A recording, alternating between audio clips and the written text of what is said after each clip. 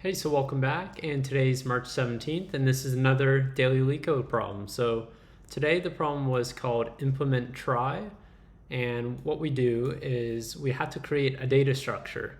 Now you might be already familiar with prefix trees, you might not be, but they have kind of two ways you can call them, prefix trees or tries, and they are in fact a tree data structure. So I definitely kind of associate them with linked lists, so they have kind of nodes that point down to different linkages, and they're very popular for autocomplete and spell checker use cases. So what they look like is, say if you're inserting the word apple in your trie data structure, is that would look like this: A, P, and then P mark goes down to this P, and then L, and then E.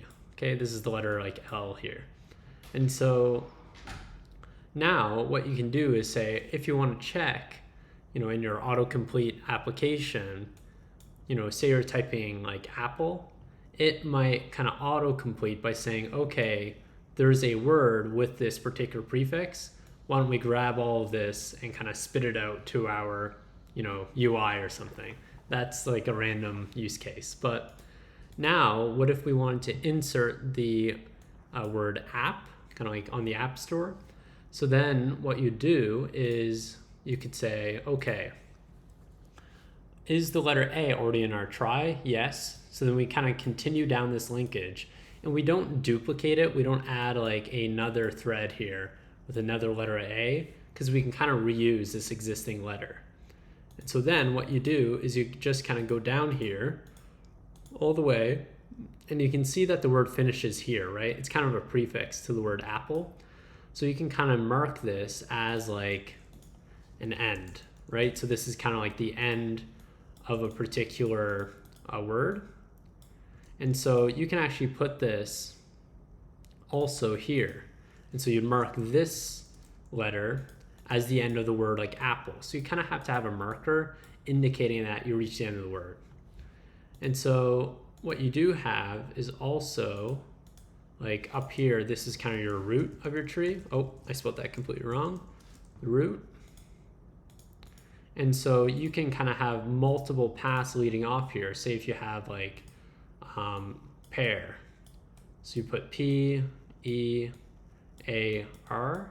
And so that's kind of the second path that you can go down from the top, right? But say if we wanted to put in like pineapple, then you would just kind of break off this chain from here and put I, and I can't spell pineapple, but you get the use case.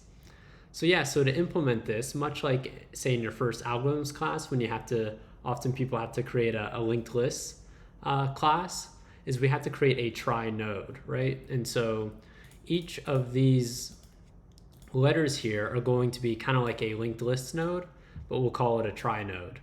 And it's going to have two kind of associated attributes with it. And so let's go ahead and create it first, and I'll explain those in a second. And so what you're going to have is an associated is word ending. And that's what I just described, where you have to kind of mark a particular node as an ending.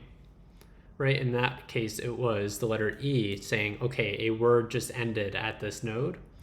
And the letter P here to indicate, okay, a word just ended at the letter P here. And then the next one is we want to have an array of children.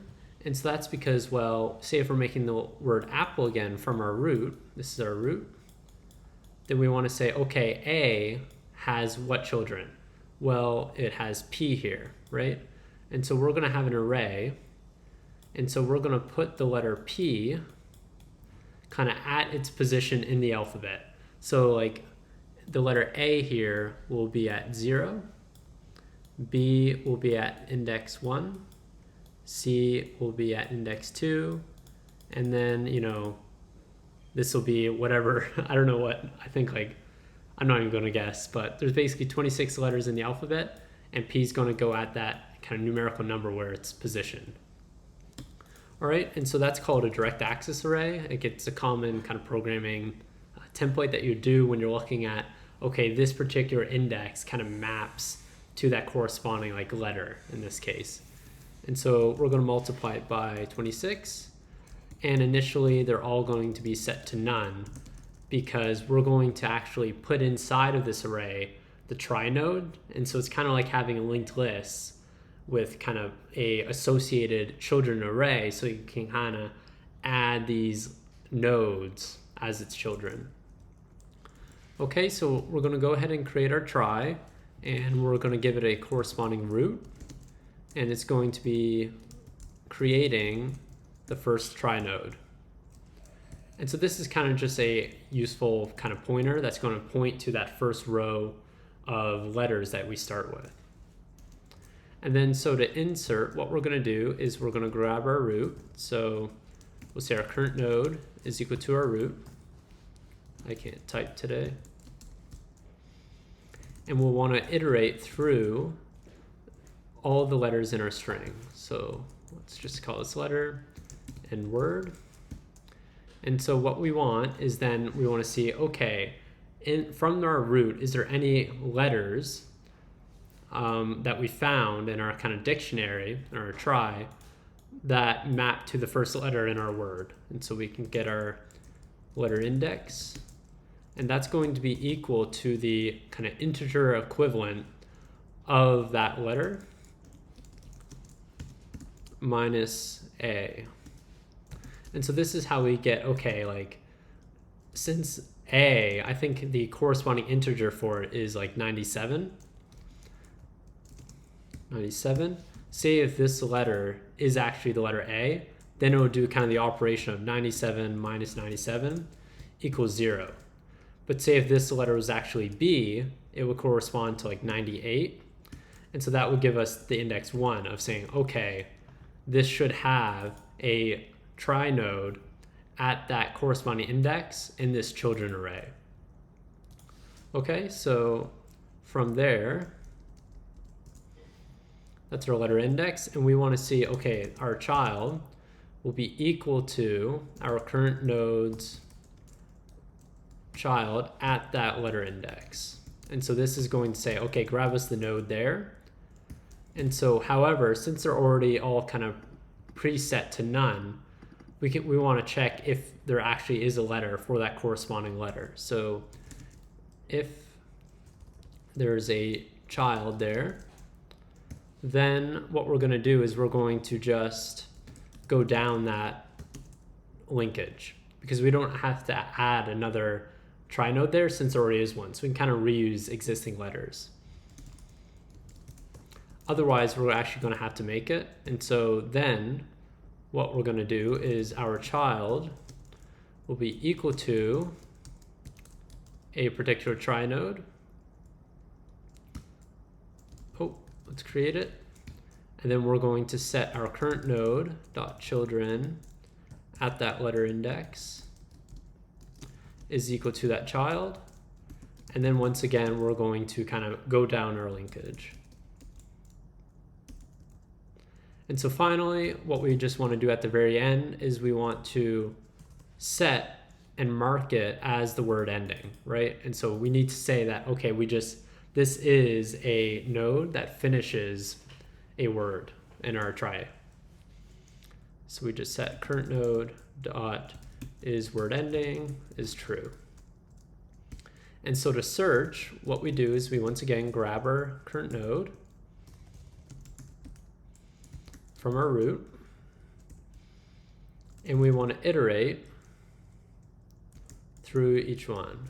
Oh, I don't want to say while. Oh, I messed up. For. So for every letter in our word, we want to once again do the exact same logic here of grabbing that next child. And I'll just move me up here or over here since I'm just doing stuff. And so let's space that.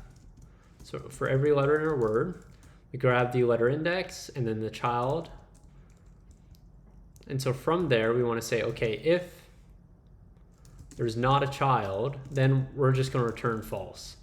And so that's because, okay, if that letter isn't existing kind of in that corresponding linkage where it should be, we know it hasn't been actually added to our try node data structure or try data structure. Otherwise, we're just going to keep iterating down that chain.